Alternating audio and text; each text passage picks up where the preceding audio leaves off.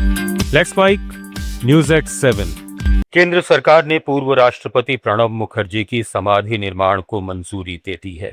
उनकी समाधि दिल्ली के राजघाट परिसर स्थित राष्ट्रीय स्मृति स्थल में बनाई जाएगी। प्रणब मुखर्जी का 31 अगस्त 2020 को 84 साल की उम्र में निधन हुआ था। समाधि निर्माण के लिए केंद्रीय लोक निर्माण विभाग ने संशोधित डिजाइन प्रस्ताव दिल्ली शहरी कला आयोग को सौंप दिया है। अब बजट स्वीकृति के बाद निर्माण प्रक्रिया आगे बढ़ेगी। इससे पहले भाजपा सरकार पूर्व प्रधानमंत्री पीवी नरसिम्हा राव और अटल बिहारी वाजपेयी की भी समाधियां बनवा चुकी है। गौरतलब है कि कांग्रेस सरकार के दौरान अलग अलग नेताओं की समाधियां बनाने की परंपरा पर रोक लगा दी गई थी। दिल्ली में आम आदमी पार्टी के राष्ट्रीय संयोजक अरविंद केजरीवाल ने राम मंदिर चढ़ावा विवाद मामले की निष्पक्ष जांच और दोषियों को कड़ी सजा देने की मांग की है। अरविंद केजरीवाल ने आरोप लगाया कि राम जन्मभूमि से जुड़े मामलों में जमीन से लेकर चढ़ावे तक में बड़े स्तर पर अनियमितताएं हुई हैं। सीसीटीवी में कई चोरी की घटनाएं दर्ज हुई और कई महीनों की रिकॉर्डिंग भी कथित तौर पर हटा दी गई। दोषियों को बचाने की कोशिश की जा रही है कि ऊपर वाले कुछ ना कुछ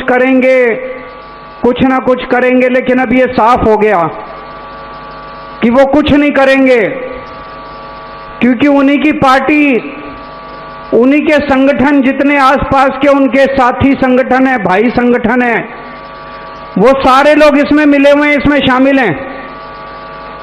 पूरा का पूरा ढांचा डकैतों को, डाकुओं को, चोरों को बचाने में लगा हुआ है।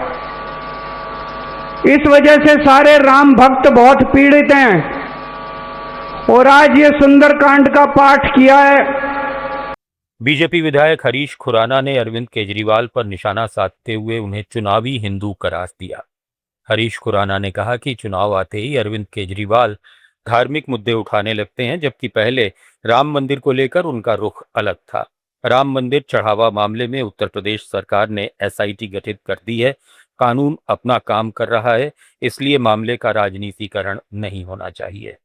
चूंकि वहां उत्तर प्रदेश के अंदर चुनाव आ रहे हैं, इसलिए आज अरविंद केजरीवाल और उनका पूरा गैंग चुनावी हिंदू बनकर हिंदू बनने का एक स्वांग रच रहा है।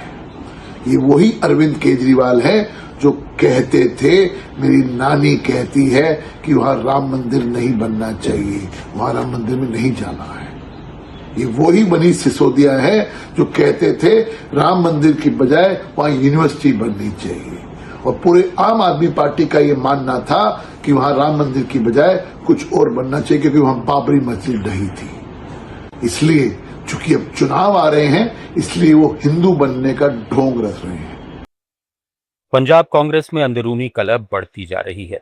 पूर्व मुख्यमंत्री चरणजीत सिंह चन्नी के गुट ने चंडीगढ़ में प्रदेश प्रभारी भूपेश बघेल के सामने ताकत दिखाई।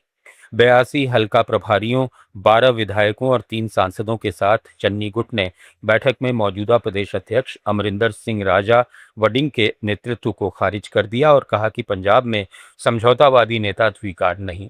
चन्नी ने साफ कहा कि अगर उनकी बातों को तरजीह नहीं दी गई तो चुनाव प्रचार समिति अध्यक्ष पद वे छोड़ देंगे और बतौर पूर्व मुख्यमंत्री पार्टी के लिए प्रचार करेंगे।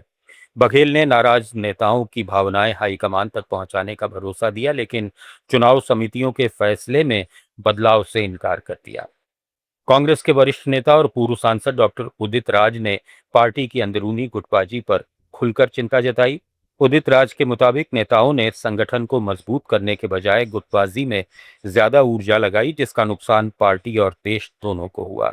उन्होंने पंजाब कांग्रेस को नसीहत देते हुए कहा कि अगर नेता एकजुट होकर काम नहीं करेंगे तो पार्टी को आगे भी नुकसान उठाना पड़ेगा। पश्चिम बंगाल के सिंगूर में टाटा समूह की वापसी को लेकर चर्चाएं तेज हो गई हैं। राज्य के उद्योग मंत्री ने कहा है कि टाटा से शुरुआती स्तर पर बातचीत चल रही है और अगर कंपनी लौटती है तो वहां किसी दूसरी कंपनी को नहीं लाया जाएगा।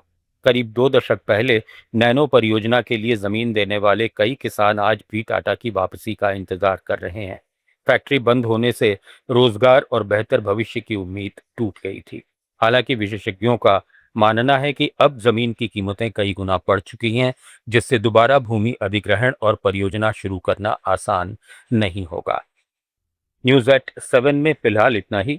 जुड़े रहिए लेट्स माइक के साथ।